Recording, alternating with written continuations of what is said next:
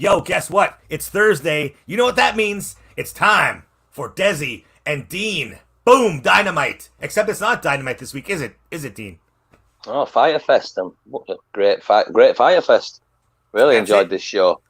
Fyter Fest Night 1, baby. So here we are to review Fyter Fest Night 1, AEW. Bay. Did you enjoy yourself? I enjoyed myself.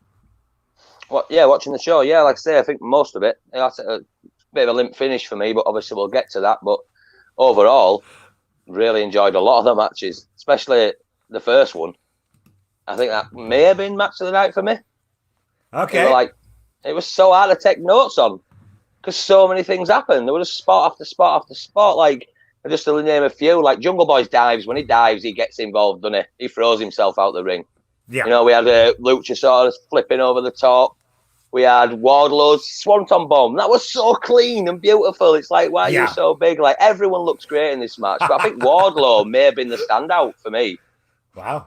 He's quickly becoming one of my absolute favourites.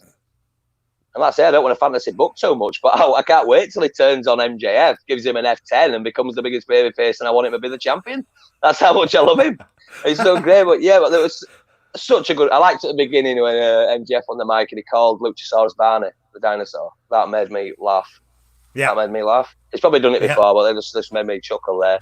But obviously before the match, you were building up that arm, sick of beating these guys. And like, we both had a Jurassic Express for the win. Yeah. We both thought it were going to be a Jungle Boy getting the pin over MJF for that story. But I suppose by that not happening, that also still fuels that story going forward. Yeah. But I really enjoyed this match. Really enjoyed it. It was so, like I say, it was so hard to take notes. I'll be making a note, and then something else cool about it. I have to rewind it. I'm like, what's going on? It was really exciting and great, fantastic opening to the show, I thought. So I'm very invested in this story and this four-way. And like I say, I hope matches continue. I want to see Wardlow and Luchasaurus go at it again. I want to see MJF and Jungle Boy go at it again. And really, really fun. What do you think? Oh, absolutely, man. Right away, first off, amazing robe. Amazing ring gear by MJF. I thought that was hilarious. That promo you said, MJF talking about how they're always beating them. I thought the writing was on the wall. They were going to lose. And like we've said in the past in other shows, as our fans know, as the diehards know, we've been waiting for MJF to take this pin from Jungle Boy. And I thought that was going to happen today. And it's funny. Chicks in bikinis. Where? Oh, they're off to our left. Don't worry about it, right? Just the commentary tonight was so on point. Chris Jericho's back out there again, so we know where I'm going with this. Luchasaurus was on a massive tear that match. What I thought was hilarious, though, was Wardlow and Luchasaurus. They're so powerful. They can both throw each other around so easily. And then we got that line. Wardlow tosses that sack of dinosaur laundry. Just tosses him over there. Chris Jericho, you'd think you were watching CMLL with his perfect Spanish. But no, you're not. It's AEW. I loved it. And they're talking about Godzilla versus King Kong. And then Jericho says, oh, Mothra. And then Excalibur's like, don't you mean Rodan? Oh, whatever, man. It's a great animal song. Happy Canada Day, right? So again, Happy Canada Day. Jericho's jacket. It was awesome. They even brought it up. Is that Don Cherry's jacket? That's wicked. He's just trading barbs with JR all night long. We got to see the Super Canadian Destroyer, which again was super really cool. Jungle Boy was a bit out of place there. He caught Marco as Wardlow tossed him off the ramp because there was that moment there where Jungle Boy was on the ramp with the three of them, and you could kind of see Jungle Boy like jump down, like he hopped down so he could catch Marco, who was already kind of there. Wardlow booted him off the stage. Oh, he did. Okay, that's what I mean. That's why Wardlow looks so impressive, because like he caught him, but then you think, oh, Jungle Boy's going to get him. You'll just boot him off the stage and then throw him. Because it looked to me like Jungle Boy was kind of like, oh shit, I got to be down there to catch him. Hang on a second. So he kind of like ran down. Okay, that makes more sense if he kicked him. But that Wardlow Swanton, like you said, that was so good, man. So good. Jungle Boy with the sick DDT off the ropes. That was just like, what's going on in this match? Wardlow sat up from the chokeslam. I thought that was a really nice effect there. You know, that massive Luchasaurus chokeslam, and he just sits up from it. We got to see Luchasaurus with the pin. Very, very, very well-deserved win here for them. Again, we want to see MJF take the loss, but not right now. MJF, or is it Jericho? This is why Jericho is so great on the commentary, because he brings up the fact that the match ended with that near, like, whoa, man, like, he almost punched him, right? MJF almost hit Wardlow with that diamond ring, but then he did. And while he was doing that, he was berating him, right? So he's like, hopefully, you know, like, because you know that Wardlow's going to give him an earful when they get back from the the curtain. And so that's kind of setting up them too. Like you said, man, Wardlow's going to have enough some point, and he's going to be like, "Fuck, I'm done. I'm out." So yeah, and then, really good finish. I enjoyed that finish. Like, because he's obviously been using the ring a lot. We've seen that. It's a nice tool for him to cheat. Yeah. And like you say, I liked how MJF, he said, "What, can you do anything right?" Yeah. And then he got shoved into him and hit him, which it looks really good, and that led to him losing. So, like you say, a little bit of dissension. But it's not the first time we've seen MJF getting Wardlow's face. But in the past, he's always gone like, I'm only joking, mate. I'm only joking or whatever. Right. Or just like avoided it. But it's coming. It'll be a slow burn, but it's definitely coming, I think. Yeah, I think so too. John, I'm almost certain MJF will be pinned for the first time in some sort of singles match. Yeah. Yeah, I hope it's Wardlow. Yeah. I hope it's Wardlow, personally. That'd be super cool. That's what I hope, yeah. That'd be super cool. And then, okay, so we went from here into this segment. Again, just as we left this match, look at that dinosaur. Look at him go. Chris is just like, what a line to say. You know what I mean? We got Luchasaurus on the screen. He's just putting everybody over tonight, and I think that was super cool. But here's the big story of the night for me. This is the big thing of the night for me, and this is why I'm looking forward to next week, is because the AEW Puppy Battle Royale is happening, man. I've never even seen this or heard of this before, but I just saw puppies in a little ring. There's going to be a Puppy Battle Royale. I'm in, 100%. I didn't see this. This must have been dropped out of my feed. I had no idea. Oh, really? About. It sounds mental. Oh, no. They showed all these puppies in the gimmicks, and they had, like, the little OC glasses, and they had all these puppies next to things, and they had them all acting like they were doing stuff, and then they had them in a little ring, and some of them were falling over, and it was so cute. And then just says, AEW Puppy Battle Royale next week, and I'm like, okay, cool, man, I'm down. I'm super down. And then we saw Janela and Archer in that fist fight there. Did you see that part? Yeah, I saw that, yeah. Yeah, and there's Jake the Snake, and is just laughing his ass off in the back. Like, absolutely so entertained with the fact that, like, Archer and Janela are going to fight, and it's going to be great. It's going to be awesome. This is one of those ones where you know it's going to be very physical because Janela can take that shit, man, for sure. Yeah. Then we got our second Don Cherry reference. I thought that was awesome, which led us into our second match of the night for the Women's Championship right here. And this is my choice for match of the night. This is absolutely, without a doubt, my choice for match of the night. Sheeta comes out with that tiny championship belt. Kip is sent backstage right away, but he takes the kendo stick with him. Fucking, he's not going to let her take that thing, man. No chance. Ford, so then Sheeta blasts her with the knee, and I just kept thinking in my head, I'm like, there's Dean standing in the clouds with God. There's just his watching AEW with his dad, and he's called it. She blasts her with the knee. She tries for that Fisher, that Falcon Arrow, but Ford got out of it. So it's not over that quick. Ford got some real combos in here, man. I remember that just watching this match, thinking to myself, man, Ford is starting this off really well. There's actually real potential here for a great match. Chris and Tony, this is where the commercial break happened. I didn't realize I was watching a feed that didn't have the commercial break even breaking. That was weird. Crazy backbreakers on Ford. Holy shit. There were some insane backbreakers there. She's so flexible, like Chris said. Ford almost stole the pin from Sheeta, though. I like that. That was really cool when she rolled her back over that Falcon Arrow. Ford really showing it all here. I thought it was super great. Sabian runs in, gets blasted with that stick, man. I don't know if he was supposed to take that any other way, but he got absolutely blasted on the side of the face with that kendo stick. Ford hit the stunner. That was the longest 2 count I think I've ever seen, man. Holy shit. At this point, my notes are just holy shit, holy shit, holy shit. Ford kicked out of the Falcon Arrow straight up. I think that was the biggest thing for me, was just to say, like, okay, I think the writing was on the wall here. At a certain point in the match, it's awesome. Ford is doing great, but I think it's still very, very on the wall that Sheeta's going to win this thing. But you could see what they're doing. You could see that it's building up Ford through this. So when she kicked out of that Falcon Arrow, and then she got kicked, and she got the knees, the back to the head, and then the front again. And that last one was so friggin' bad. Oh my God.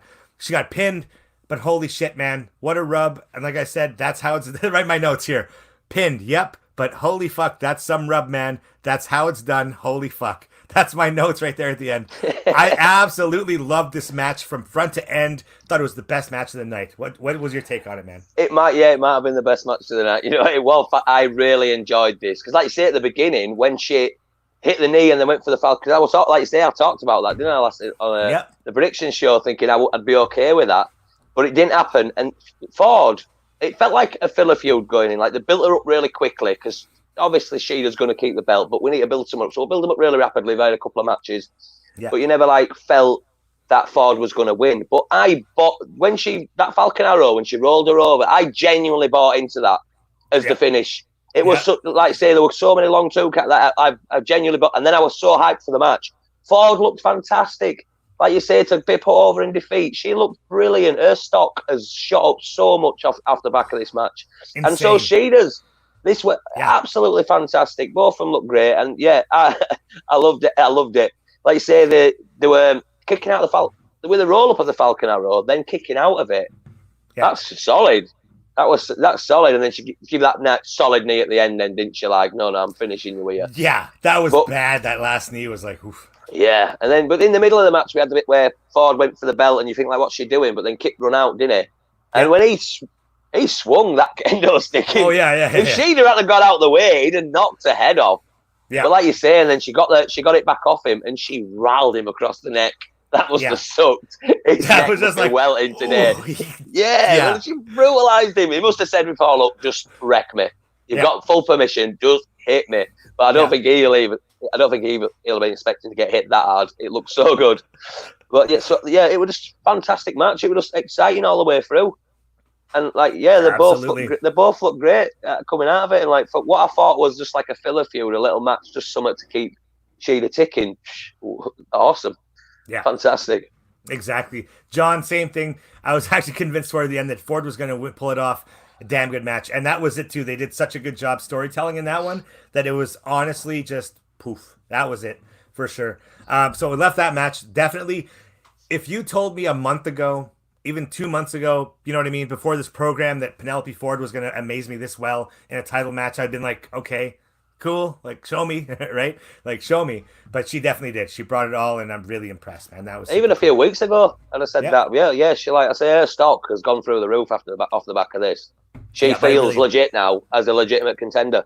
Yeah. And the good thing about AEW, and I'll say it right now because we are an AEW review show, is I don't have any sort of trepidation, or I'm not nervous or anxious at all about what could happen to Penelope Ford going forward, because it's not like WWE where you're like, oh man, that was a great match. Hopefully they do something with her now. No, they're going to do something with Ford if they're building her up, and that's what's going to happen. I like it.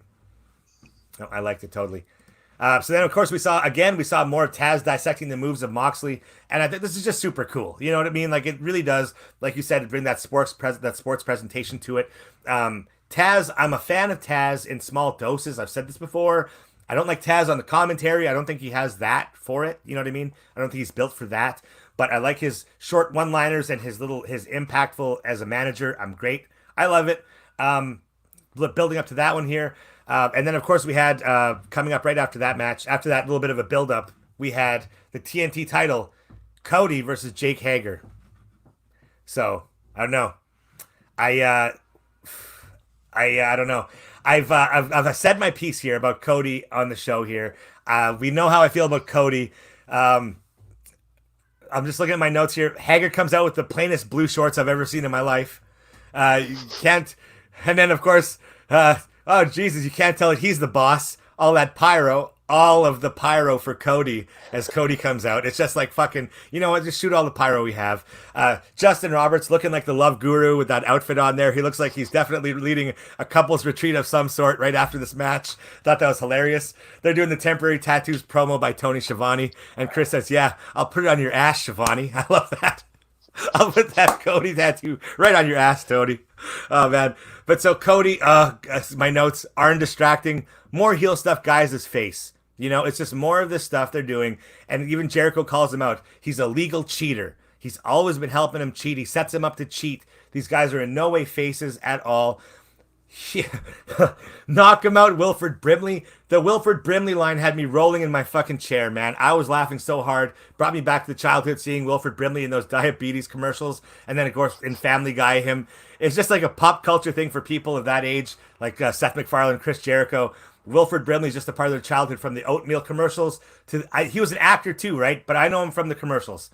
Another commercial break, full screen. I thought it was pretty cool that Hager took his wife and they shouted out to their family there in the middle of the commercial. Like right there, like when they're on the apron, they're just like, hey, what's up? Like, hey kids, you know, like, love you. And then it was like, all right, that's what I would do too, for sure. Cody's got great balance. Cody's a good wrestler, but again, I don't know if I'm a fan of what they're doing with him right here. He's like, did you just call him Wilford Brimley? He's like, I did call him Wilford Brimley. Dustin coming down for the cheat, man. I swear to God, these guys, man, I don't even know what to think about these people anymore. Cody's on top and he's out cold. I call it a fucky finish here. The cheater wins, and this is total fucking garbage. Hager KOs the referee after the match because he's so pissed off. Fuck Dustin, fuck Cody, fuck him is what I've got here in my notes. See, I actually enjoyed this match. Cody didn't annoy me as much because I liked the story of the match. You often get good story with Cody. I think the story, obviously, where whatever Cody threw at him, Hager had an answer for. Hager outthought him, he out-wrestled him, he out-muscled him, and that was the story of the match. Cody could never get on top because, effectively, Hager would just swat him away.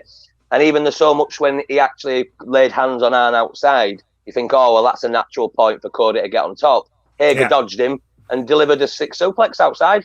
Yeah. So I think I think this had the best finish of the night because at least it was the most interesting. I think this should have main evented because of this finish that Hager had him beat. Like it's just as he's gone down for the slam, they've sort of rolled over, which gives Cody the pin. But as the third hand comes down for the third count, Cody goes limp. Yeah, he's out. He's out cold. Yeah. He's just won by a thing because even Jake Hager thinks he's won the match. And yeah. So even though we both had Hager to win, Hager looks a beast coming out of this. He looks better than Cody. He looks stronger than Cody. He looks a bit more ring smarts than Cody. And at least this story can continue via that because he could say, well, I'm technically the champion. If we hadn't rolled that way or that way, I've beat you. Yeah. So I felt there were some good spots. And like you say, Cody wrestled really well. Like normally we see him do the cutter off the second rope. When it was nice when he jumped on the second rope up to the top turnbuckle and hit that cutter. And Hager sold that so well. Oh, God, yeah, that was such a good that's the best. spot. I've never seen him take such a move in his whole career. He took that so well. He looked great. And I think I think Hager's enjoying himself in wrestling more than he ever has either, so he's more up for it. And so I like the story of this match. I think I'd have preferred this to be the main event because of the story and like to say at least the finish was interesting and can progress stories, multiple stories. Cody can move on to someone else, but you still got Hager then can say, well, look, you haven't beat me fair and square. And that's exactly it. Yeah, because I wouldn't mind, maybe Hager could take it off him down the line. I really enjoyed this match. But like you say, they are not faces. They are not faces. Yeah. They just Arn cheats all the time. Dustin come out to cheat. And I liked that as well. That's where Hager were on top. Because like I say, when he had hands on Arn and Cody tried to get him, he spun that round suplex. Give me 1 second. This neighbor's cat here. I got to let this cat out 1 second here, man. I can't believe this. Sorry, Dean. My cat's on the windowsill trying to get in and I feel bad. Sorry, Patty. I'll let you in a bit. Well, I'll just talk to you guys and such. But yeah, also when Dustin came out, he slugged him, and then Cody still couldn't get on top. Cody still evaded, Hager still evaded that, which led. There was a nice spot. Did you see the nice spot in the corner? Well, it wasn't a nice spot. It looked a bit brutal when Hager went for the choke and Cody tried to run up the turnbuckle to flip him to get out of it, but he come down on the top of his head like it looked rough, and like even on commentary, like who took the worst of that? And it's like, I think Cody did.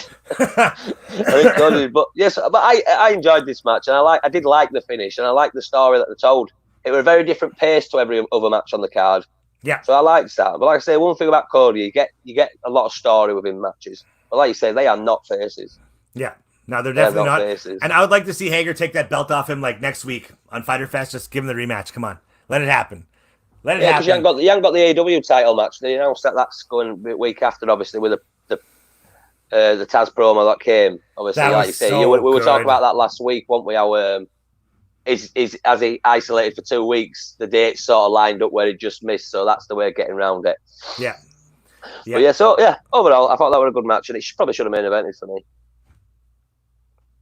Awesome. Perfect. Okay, cool. So then after that, we had Darby Allin come out, not medically cleared again, but apparently he's just fucking doing all the raddest skater things he ever wants to, even though he can't wrestle, so I don't know, but so we're getting another thing. It's like doing jackass stunts in black and white. He's a great skateboarder though. He's doing big flips, but let's see him wrestle again, right? I don't know let's just see him back here.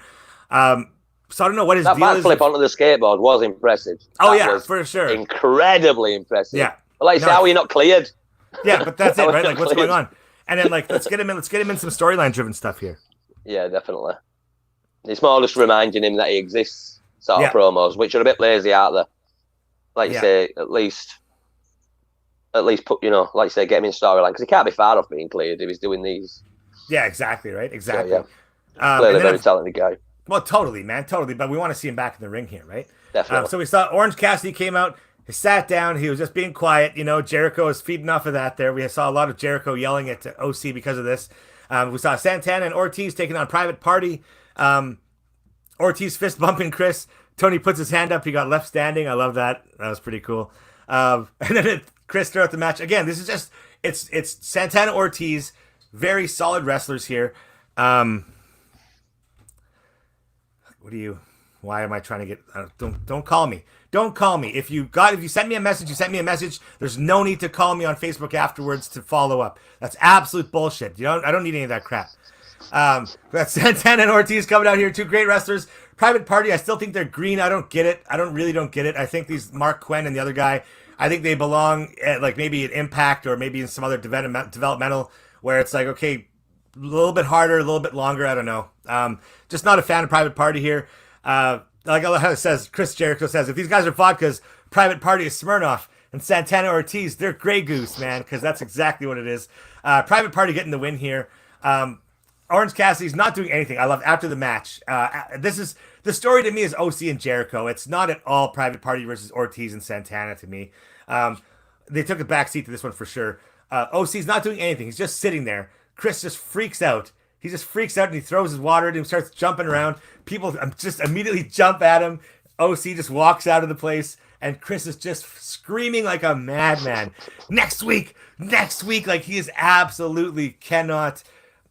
I want Chris to win this match, but I think OC is going to take it out on him, and he's going to beat him because I think there's more here in OC beating Chris than there is in Chris beating OC. Orange Cassidy definitely having a win over Chris Jericho would be massive. Massive. And I think that the story they're telling right now, it's looking that way. And it could be a misdirection. I don't know. What did you think about this tag team match? I really enjoyed it. I was shocked at the beginning when they said that Private Party are higher ranked than Santana and Ortiz. That quite shocked me. Yeah. That really shocked me. And even that made me, because obviously we had Santana and Ortiz to win, and that felt more like a reason too. But it's like maybe they were saying that because, like, oh, no, we're just reminding you that technically they're the better team of Private Party. Yeah. Like you say, sometimes they are green, but Matt Quinn is incredibly athletic. Yeah. And, like, when he's on point, he's super graceful. Like, he gets so much height and airtime on his moves. And there were a fantastic sequence in the middle of this match where Ortiz is in the corner, Matt Quinn's on the outside. Santana runs at Ortiz and he's like, push me. Ortiz kicks him. He rolls through, hits a cutter on Isaiah Cassidy, which he gets out of the ring then.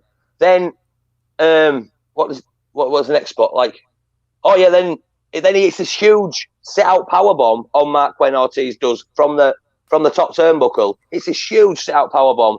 Boom. Rolls him to Santana, who flips him up into the turnbuckle, then runs to other end, jumps off of Ortiz onto him. It was such a crazy, like, fast, really, really well worked sequence, and it was like I really enjoyed this match. And then I think the finish came where they went up for the street sweeper, but Matt Quinn pulled down Santana's headband in it to block his eyes. Oh, right. Which then led to the gin and juice, and I was shocked that they got the win. I genuinely thought Santana and Ortiz win, but it was a fun match and it were really well worked. I think Santana and Ortiz are such a great act. I really like these guys. They're definitely future AEW tag champions. Not the way they're being sort of booked at the moment. And that's what I mean. That's why they should have won this match. We had this exact discussion during the preview show, during the predictions, is that Private Party's already over. They've already got Matt Hardy. They've already telling this story. They can lose a match and come back from it. You know what I mean? They don't need to win it. They're already there.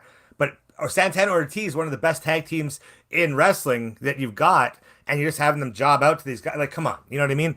And especially because we said the Inner Circle needed these 2 wins. They got 0 out of the 2 wins.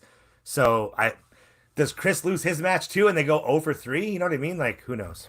Well, especially with Hager losing. I think they should have had the win. And like I say, if you got Matt Hardy involved, that's a mentor role. Then a couple of losses in this setting mean that you need a mentor, and then Matt can put across his tag knowledge, and then that could be a nice story to tell. Like, oh, you're not quite there, you never quite make it, but you will. Focusing on this and other. So, and like I say, Santana and Ortiz are already lower ranks now. Where are they? And when it was announced that they were going to fight the winners of the championship match, that they're going to fight them next week on the second night of Fyter Fest.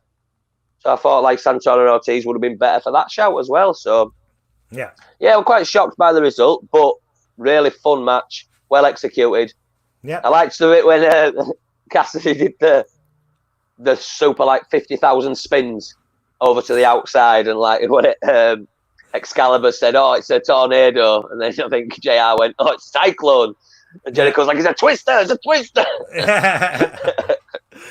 Yeah, it's good. After the JR just called him a human slinky, which wasn't a bad shout, really. No, it's good. It was good comment. It was good chemistry then, for sure. They previewed next week here coming up.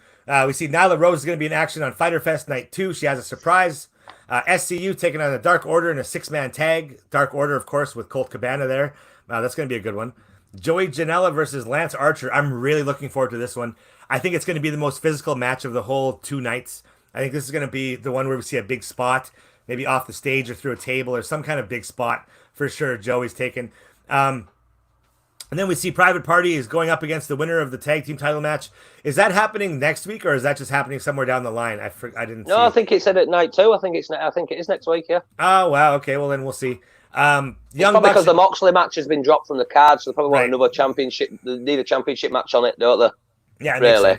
That makes night sense. 2 would be like not as big and important as night 1. Then, so I think that's probably why. But I think they made a mistake because they thought, oh, we have the title match on night 2. Let's put everything else on night 1. And then they really shot themselves in the foot by doing that. We have the Young Bucks and FTR taking on the Butcher and the Blade and the Lucha Brothers. That's going to be a big 8-man tag. And then, so we got Cage versus Moxley now for the week after. That's going to be at Fight for the Fallen, not tomorrow night. Or not next week, sorry. So that's a bit of a change up there.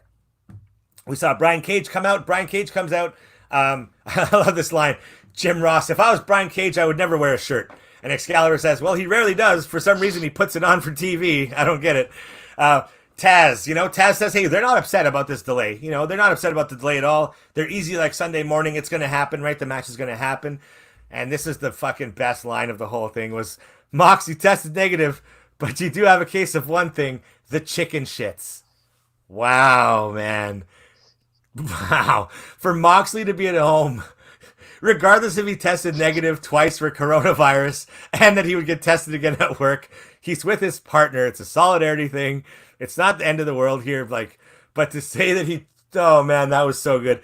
When he said chicken shits on television, I was like, okay, fucking Taz, man, this is so good. I really like this.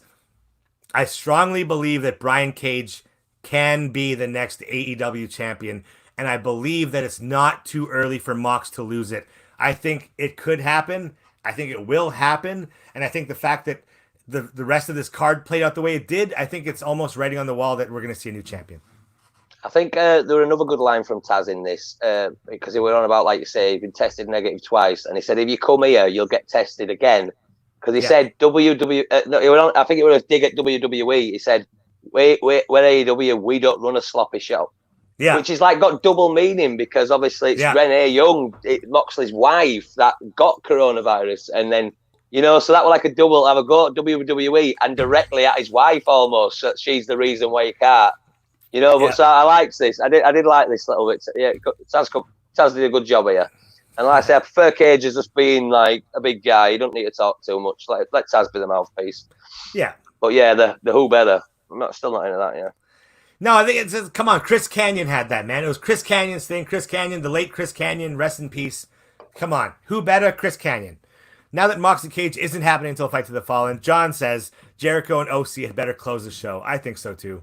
I think so too, especially with we've got the tag title match. But that's the story they're telling. This is just emptied this one. Yeah, definitely. It feels big. It does feel big. Yeah, it does feel big. Pushing Jericho any match he's in, especially with this one here. No, definitely.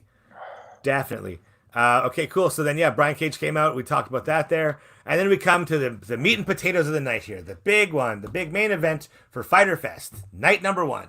Hangman and Omega, not Hangman and Page. Hangman and Omega versus the Best Friends. So this match... I sent you a message while I was watching this match because I thought I'd call my shot right there. When Trent's mom pulls up in her white minivan or in the white minivan and Chuck and Trent get out of it, have fun, good luck, she says, I love you, and he waves back and kisses his mom goodbye. I thought that was awesome. We got to see Britt with her new shirt, the role model. They even mentioned the challengers driven to the ring by Trent's mom. FTR is down by the ring. This match had all of the setup for me to be the start of the end of Hangman and Omega. This could have been the catalyst for it here. We saw some crazy spots outside the ring. Omega's always so on point with his strikes. It's just brutal how he's with those kicks. That spike pile driver by Chuck Taylor to Omega. Crazy, man. Just that jumping, that impact he took with him there. So now, this is... okay, so then, it just keeps going in right here. We go. So then we saw the finish here. Okay, the match to itself here, it was a good match to me. I liked it. I enjoyed it. But as it went on, it just became more and more apparent to me that it is all in the name. All Elite Wrestling. All Elite. It's the Elite. It's about the Elite. The show is about the Elite. Don't expect them to lose now. They paid their dues the first year. Everybody jobbed out. Now here comes the Reign of Terror. Cody's got his belt. Okay? The Bucks are coming up in their thing here. We got Kenny and Hangman have their titles. They're not going to lose them because they're the best fucking wrestlers in the company. Even though they don't like each other, even though there's miscommunications all the time, you cannot beat the best wrestlers in the company is the story they're pushing here. They're pushing it hard. So we got so close to having new champions, but Omega would not let it happen. Omega's not going to let it happen. I love that Omega driver. It's funny how I think it's... In the video game, it's called the Omega driver, that back pile driver, where you sort of spin the guy on his back and you drop him that hard there. After the match, we saw the Best Friends hug. Before the match ended, we saw the Best Friends hug. Hangman kicks Chuck out of the ring. And it's like, guys, come on, you win the belts and then hug, right? Come on, give us a spot after you guys have won the titles here. It felt so much to me like this wasn't even a tag team match. It was just singles matches. Like I didn't feel a whole lot of tag team element from Omega and Hangman in this one. Hangman's in the ring. He hits his own finisher, hits the Deadeye. Trent kicks out at 2, and then he hits the buckshot lariat on Trent again and pins him.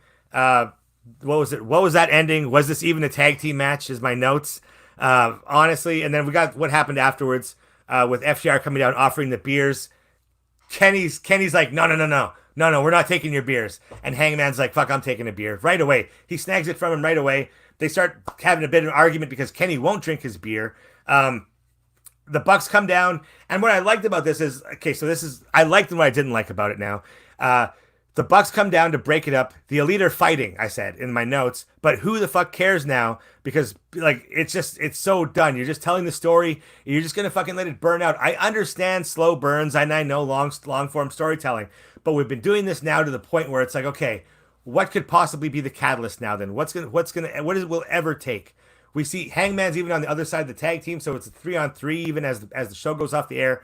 But it just leaves me in my mouth just thinking, really now? Like, is this what's just going to happen now? Like, I don't know. Dean, what's your take? I'm kind of burned out on this right here, man. Jeez. No, I've got no problem with Hangman and Omega keeping the titles because I don't feel like it's elite sort of thing because I wasn't invested in Best Friends winning anyway, and I didn't want them to win, and they're not over with me personally, and they don't really resonate with me. But I found, to say it with a main event, I found this match really boring. Like I say, I think that's because of lack of investment. But I didn't enjoy a lot of it. Like I only enjoyed specific bits of work. Like I think Omega took some really insane bumps. He's like, he took some punishment. I do like Hangman. I love watching him work, but I didn't really get much from him in this match. But like I say, I think there was lack of investment. But they didn't. I never thought within the match that really. I suppose that bit where Kenny Omega jumped from the outside to break up the pin. That is still, I don't know, because of lack of investment. It didn't pull me in the same way when Ford nearly rolled up Shida, which is what he's supposed to do. So I thought overall it quite a limp finish to what was a really good show. Yeah. I think that's why I think the TNT title should have main evented and this should have been sandwiched in the middle because it were pretty weak. And also, if they've been putting Best Friends over strong, it didn't take the last call to beat them. It just took Hangman on his own. Yeah, like we saw the Deadeye. I think that the Deadeye, that feels like the first time we've seen that in a while. It's a good move. It's like finished fights with that, and then he just hit the buckshot lariat because that used to be the other way around. But like, yeah, it wasn't even both of them. Yeah. It's like, oh no, they easily beat them. Yeah. So this for me now, Best Friends drop right down the card. But I don't think it's a case of the Elite. No one can take them off them. But I think for me, it's got to be someone good. It's got to be a Lucha Bros or like one of them sorts of teams. Like you see, could have the Young Bucks again or FTR, but there's plenty of good teams that could do it. But I'd have been more invested again. Like I think Santana and Ortiz would have felt better next week. I'd have felt more like they can beat them because they are one of the best tag teams in the world. Yeah. Whereas there's no way Private Party are winning that next week now. Yeah, exactly. I could have believed they could have thrown Santana and Ortiz getting in the red to beat them. But like I say, I don't know why. Like I say, because I love it, Hangman, and I love Omega, and I say I like the Best Friends as workers, but this, just a bit of a flat finish for me. I wasn't invested at all. And you know what they say about pro wrestling is it doesn't matter what you do in the middle; it's about how they make them feel when they go home. That's what's going to be the last bit of the show is how people are going to remember the show. Especially when you smoke a truckload of dope like I do. A lot of stuff you don't even remember half of it, right? So you're kind of like, oh yeah, that happened. Oh yeah. But I remember how I felt at the end of the show. And I remember feeling brutal. I was just like, okay, fine, right? So this is what we're gonna do. And like you said, exactly, it doesn't do the tag team division any favors at all. So we'll see. Which really sucks because this is like our 6th week or something of doing this. And we've seen so much good shows where it's like 4.5, solid. How is this not a pay-per-view? This was supposed to be their pay-per-view. And I feel like it was one of the weaker episodes we've done. Well, up until I think the last match definitely dragged it down for me. Obviously, I appreciated the TNT match a lot more than you, so I'd probably put it a bit higher anyway. Yeah. Well, like you say, so if there's only 5 matches done, you're disappointed with 2 of them. You can't say it's a good show, really, can you? And that's it. That's what I mean. But like I say, just sort of killed it flat a bit. And like I say, you should want to go home with a smile on your face.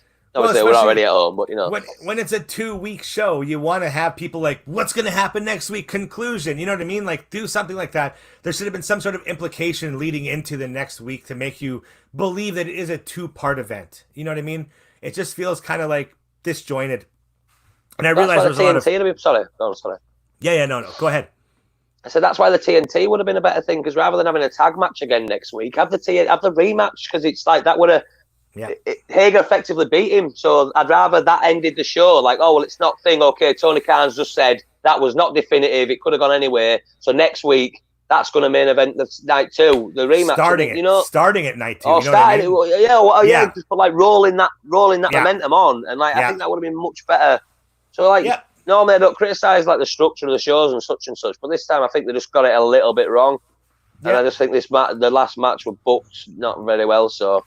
Yeah. I mean, they can't always be perfect. They are most of the time, so we'll have to. Well, they're great a lot of the time, though. You know what I mean? But hey, you know who else is great is fucking Dezzie and Dean books AEW. We're never wrong, man. We're never wrong. I know John loves it.